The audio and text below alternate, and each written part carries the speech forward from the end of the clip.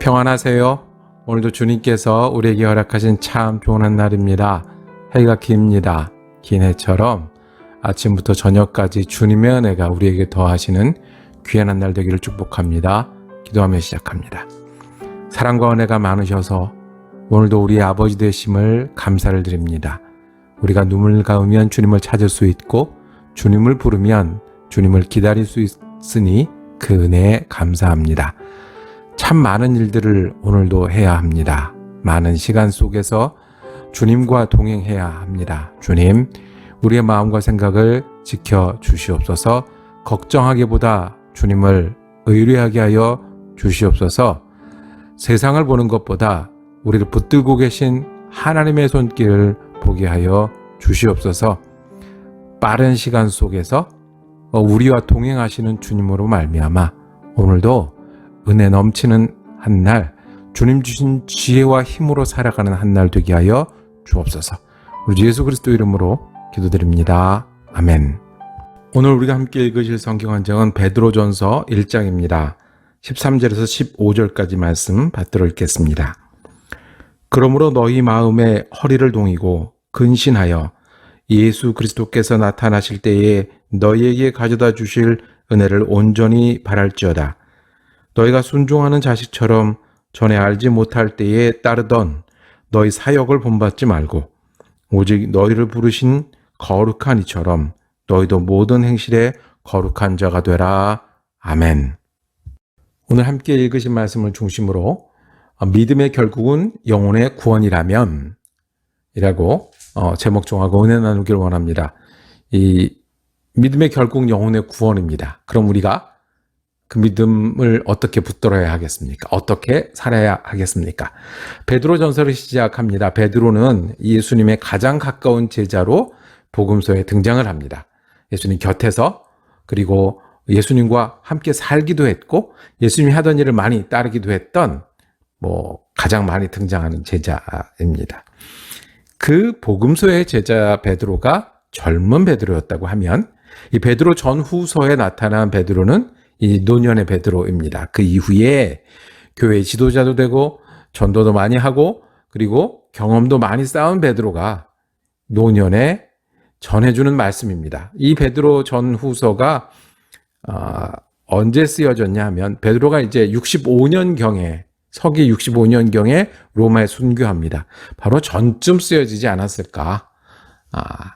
젊은 베드로 이야기를 우리는 복음서에서 보고 베드로 전후서에서는 이제 경험 많은 목사님 그리고 사도 베드로의 목소리를 들을 수 있습니다.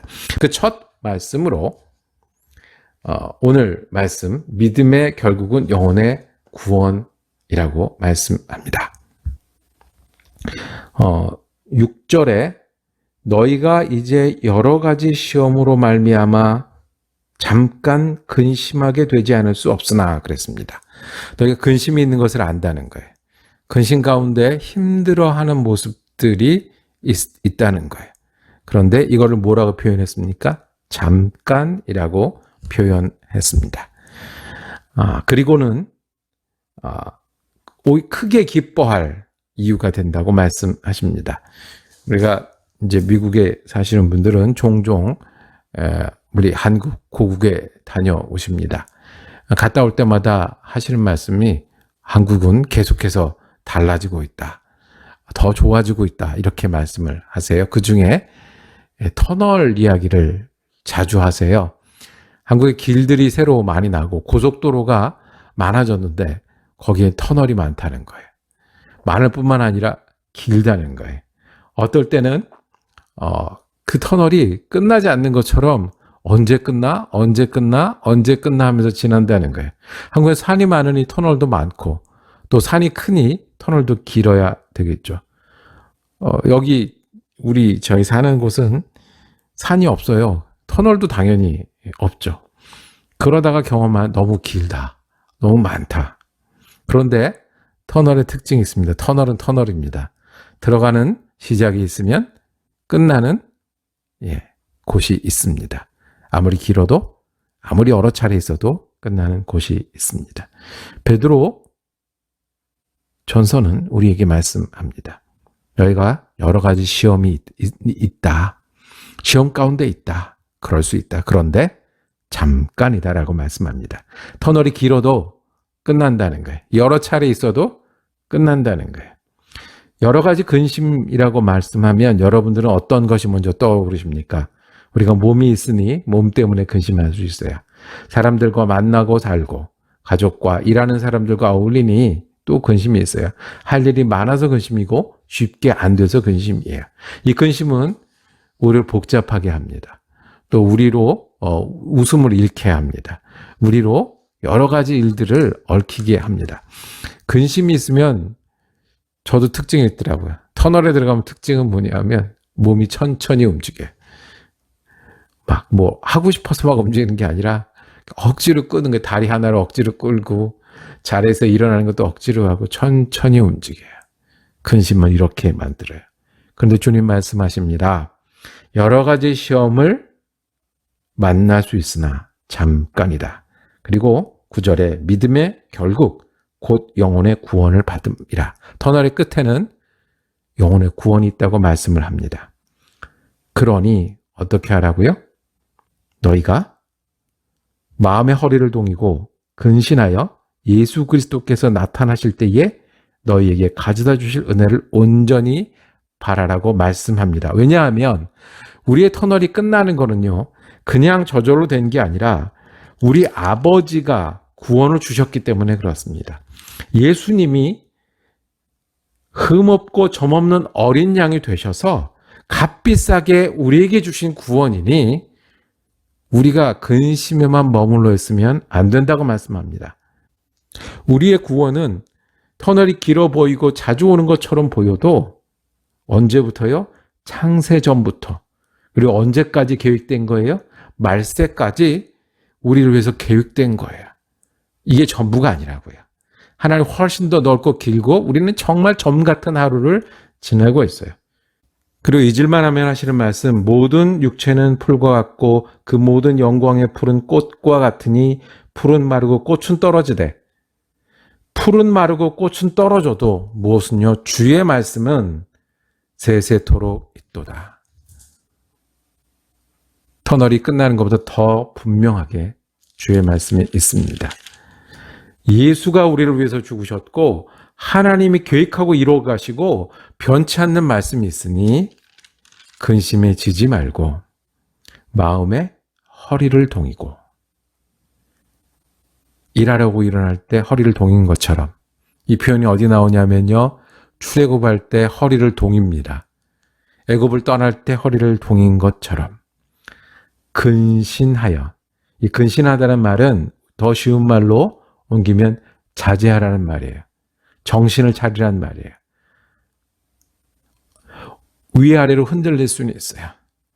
믿음이 연약해질 수도 있어요. 그런데 다시 정신을 차리고, 이 정신 차리란 말은 이 헬라어 용법에 어디 많이 쓰였냐면 금주하라고 할 때 쓰였어요. 일하려면 금주해야 되잖아요. 운전하려면 맑은 정신으로 해야 되잖아요. 정신 차리고 주님의 은혜를 온전히 바랄지어다. 주님을 믿는 여러분, 우리의 결국은 영혼의 구원입니다. 변치 않는 하나님의 약속과 은혜가 있으니 우리가 어떻게 해요? 다시 우리의 마음의 허리를 동이길 원합니다. 뛰어야 합니다. 근신하라고 했습니다. 정신 차려야 합니다. 그리고 우리가 바랄 것은 내 욕심과 내 이루어지는 것과 세상이 아니라 주님이 우리를 위해서 준비해 주신 구원을 향해서 오늘도 걷기를 원합니다. 근심이 있으십니까? 마음의 허리를 동이시고. 복잡한 일들이 있으십니까? 우리가 다시 정신을 차리고 끝나지 않는 터널이 아니라, 너무 자주 오는 터널이 아니라 영혼의 결국 구원을 향해서 그 믿음으로 순종하며 힘을 내는 귀한 한 날 되기를 축복합니다. 기도하며 마치겠습니다. 사랑과 은혜가 많으신 아버지 하나님, 우리가 근심하지 않을 수 없는 시간들을 보냅니다.